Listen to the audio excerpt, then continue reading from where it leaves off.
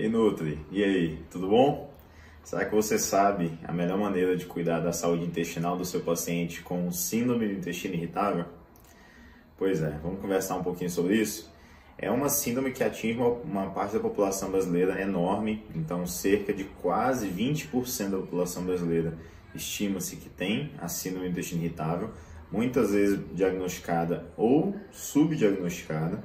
E o tempo todo esses pacientes estão batendo no seu consultório. Muitas vezes, inclusive, você com certeza está atendendo esse paciente sem que ele saiba ou sem que você mesmo saiba que ele tem síndrome do intestino irritável. Mas primeiro vamos entender um pouquinho da fisiopatologia que envolve esse quadro. É interessante que nós temos uma guideline do ano passado sobre o intestino irritável, que ela traz para a gente que a patologia em si não é hoje mais considerada uma patologia gastrointestinal, mas sim um distúrbio da conexão do eixo intestino-cérebro. Ou seja, a partir dessa classificação da patologia, a gente já começa a entender um pouco que vai muito além só da saúde intestinal, mas sim nessa desconexão do problema, de desordens mentais com desordens intestinais. E a primeira pergunta que sempre a gente pode se fazer, né? O que vem primeiro? A cabeça ou o intestino? Nesse caso, você, na boa anamnese, vai conseguir identificar no seu paciente o que nele parece ser um gatilho maior.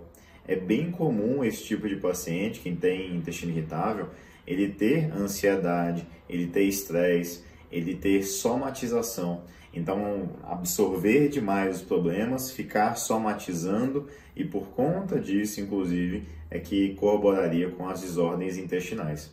Mas também, sim, pode ser que o gatilho seja vindo do intestino. Então, nada impede que a base dessa patologia, no caso dele, venha do intestino. E aí vem a disbiose como um ponto central de toda a situação, mas também gastroenterites, entre outras questões. Mas o principal é a disbiose. E aí que temos mais uma pergunta, que é o nosso assunto aqui do vídeo de hoje. Como, nutricionalmente, ter uma atenção especial à saúde intestinal do nosso paciente com intestino irritável? Primeiro de tudo, a gente tem que ter atenção a todos os fatores que podem modificar a nossa microbiota. Seja no nosso paciente os que podem estar estragando essa microbiota dele e também o que está faltando. A gente às vezes fica só olhando, isso aqui pode estar sendo ruim, aquilo pode estar sendo ruim, mas a gente tem que também se atentar e abrir os olhos para o que está faltando, o que é essencial para a saúde intestinal desse paciente e está faltando.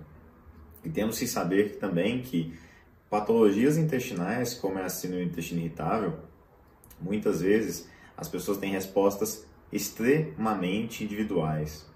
Como assim, Jefferson? Isso quer dizer que abacate, que é um alimento super saudável, rico, nutritivo, para um paciente que tem intestino irritável, pode, a depender de cada pessoa, porque também cada um de nós tem uma microbiota única, então vai ter uma desbiose única e vai ter respostas únicas.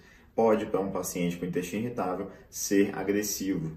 Não é porque abacate é um alimento ruim, mas porque a microbiota dele em desbalanço está fermentando demais esse alimento nesse momento de desbalanço. E aí, dar esse alimento com muita frequência vai corroborar com o desbalanço. E até antes da gente aprofundar um pouquinho mais, quais são os principais sinais e sintomas do intestino irritável? Principalmente, eles estão atrelados a 1. Formação excessiva de gases e 2. Uma hipersensibilidade visceral nos intestinos, intestino delgado e intestino grosso.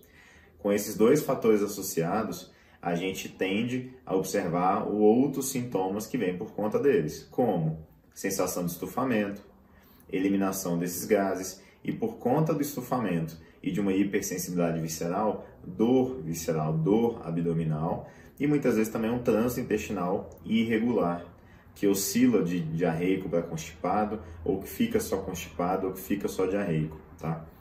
Então, voltando à atenção dietoterápica, se cada paciente responde de forma única a cada alimento, nós temos que ter essa sensibilidade de, no nosso paciente, baseado em estudos, já ter uma base de o que pode estar fazendo mais mal ou não para aquele nosso paciente, tá? Isso pensando em alimentos saudáveis, digamos assim. Porque é lógico, tudo aquilo que pode ser considerado agressivo para a maioria das pessoas por causa da desbiose também merece atenção. Retirada de adoçantes, emulsificantes, aromatizantes, conservantes, aquela carga química da alimentação, equilíbrio de fibras. Muitas vezes esse paciente tem medo de consumir fibra porque acha que vai fermentar demais e realmente pode fermentar demais alguns tipos. E aí vem o nosso acompanhamento de profissional de identificar qual tipo de fibra para esse paciente está fermentando demais ou não. Então, se está fermentando demais, a gente está alimentando a desbiose. Então, a gente tem que fornecer fibras para esse paciente que não gerem sinais e sintomas. Como é que eu vou saber, Jefferson? Experimentação. Não tem receita de bolo, não tem protocolo, tá? Então, primeiro, pensar em tudo que está sendo agressivo e retirar ou evitar. Muitas vezes o paciente faz uso abusivo de adoçante, etc., sem saber desse cuidado. Outros momentos, ou ao mesmo tempo, incluir o que está faltando, né? O que está deixando esse paciente com carências nutricionais e pode corroborar com essa desbiose também, né? Então, fica a dica, um adendo, um asterisco essencial. Por mais que a dieta, a famosa dieta Low FODMAPs, seja uma dieta que pode ser trabalhada para esse tipo de paciente, é a última alternativa. Antes de prescrever, estude e tente fazer em você mesmo. Saiba das peculiaridades, saiba do quão difícil é viver uma rotina seguindo um plano alimentar muito restritivo, porque muitas vezes, se é um paciente ansioso e estressado, você com uma estratégia muito restritiva vai estar só corroborando com essa ansiedade, com esse estresse, e não vai conseguir regular o eixo. Um adendo, tem alguns fitos sim que podem ser trabalhados, como hortelã-pimenta. Tem bastante estudo, estudos bem interessantes, até algumas meta-análises já sobre o uso do hortelã-pimenta para esse tipo de paciente. Muito mais recomendado do que glutamina, do que probiótico, inclusive, tá? Fica ligado. Espero ter contribuído. Tem alguma dúvida, mantém contato, que a gente tenta ajudar no máximo possível. Sou o Jefferson Bittencourt, sou nutricionista e estou aqui para te ajudar a entender um pouquinho mais a saúde intestinal do seu paciente. Afago do Nutri. Até mais.